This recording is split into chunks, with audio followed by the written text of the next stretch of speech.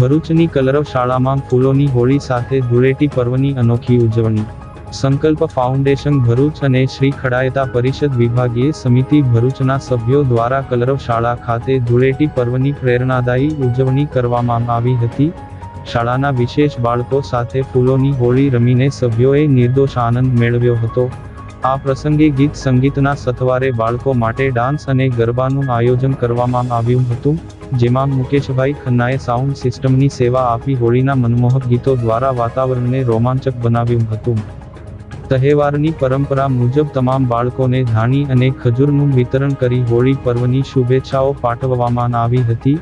આ સરાહનીય કાર્યક્રમમાં કલરવ શાળાના ટ્રસ્ટી નીલાબેન મોદી, શાળાનો શૈક્ષણિક સ્ટાફ તેમજ પારસભાઈ, નીતાબેન અને ચૈતન્યભાઈ સહિતના અગ્રણીઓ ઉપસ્થિત રહ્યા હતા.